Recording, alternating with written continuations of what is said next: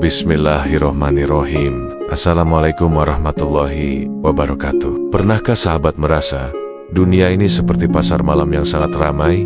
Hiruk-pikuk di mana-mana, lampu gemerlap menyilaukan mata, suara musik bercampur dengan riuh rendah tawar-menawar. Namun, begitu pagi datang, semua itu lenyap seketika. Yang tertinggal hanyalah sampah yang berserakan. Begitulah hakikat dunia, sahabat. Indah dalam pandangan mata, melelahkan saat kita kejar tanpa henti, dan ternyata fana dalam sekejap mata. Maka, para sufi pernah berkata, siapa yang menjadikan dunia sebagai tujuannya, ia akan terus-menerus letih, tanpa pernah merasa puas. Tapi, siapa yang menjadikan Allah sebagai tujuannya, dunia akan terasa kecil di tangannya. Dalam Al-Quran, Allah berulang kali mengingatkan kita agar tidak tertipu oleh gemerlapnya dunia. Sebagaimana firman-Nya dalam surat Al-Hadid ayat 20. Ketahuilah, sesungguhnya kehidupan dunia itu hanyalah permainan, senda gurau, perhiasan, saling bermegah-megahan, dan berlomba dalam banyak harta,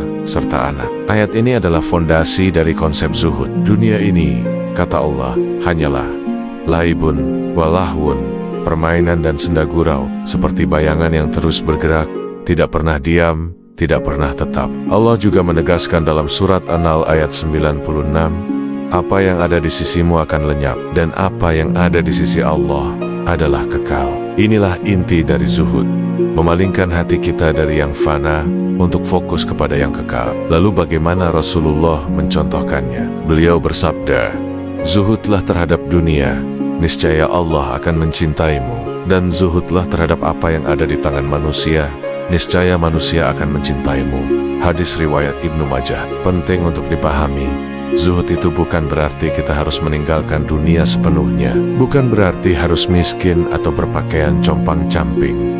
Zuhud adalah tentang sikap hati, hati yang tidak menggantungkan kebahagiaannya pada dunia, meskipun dunia ada di genggaman tangannya. Rasa lelah sendiri adalah teladan zuhud yang sempurna. Beliau tidur hanya di atas tikar kasar yang meninggalkan bekas di punggungnya, padahal beliau mampu untuk hidup dalam kemewahan yang luar biasa. Bahkan, beliau berdoa, ya Allah, hidupkanlah aku dalam keadaan miskin, matikanlah aku dalam keadaan miskin, dan kumpulkanlah aku bersama orang-orang miskin. Mari kita lihat bagaimana para sufi besar memaknai zuhud. Imam Hasan al-Bashri berkata, zuhud bukanlah mengharamkan yang halal atau menyonayokan harta. Zuhud adalah keyakinan bahwa apa yang ada di sisi Allah jauh lebih bisa diandalkan daripada apa yang ada di tanganmu. Jadi ini tentang keyakinan hati, sahabat. Imam Al-Ghazali dalam kitabnya yang fenomenal, Ihya Ulumuddin, menjelaskan bahwa zuhud memiliki 3 tingkatan. Pertama, meninggalkan yang haram.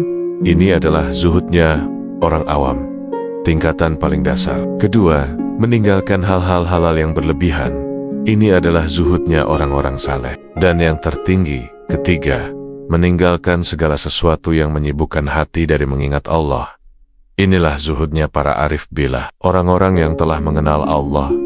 Syekh Ibnu Ilah Al-Zakandari dalam Al-Hikam juga memberikan nasihat yang indah. Zuhudlah terhadap dunia, maka Allah akan memperlihatkan kepadamu hakikatnya. Jangan engkau jadikan dunia sebagai penghalang antara dirimu dengan Allah. Dunia seharusnya menjadi jembatan, bukan dinding pemisah. Terakhir, Imam Al-Qushairi dalam risalahnya menulis, zuhud adalah berpalingnya hati dari dunia, bukan berpalingnya badan.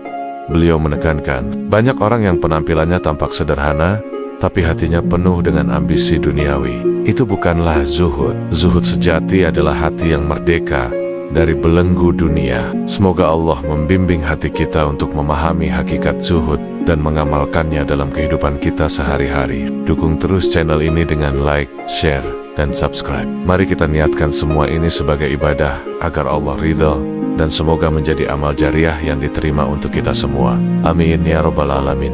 Terima kasih. Wassalamualaikum warahmatullahi wabarakatuh.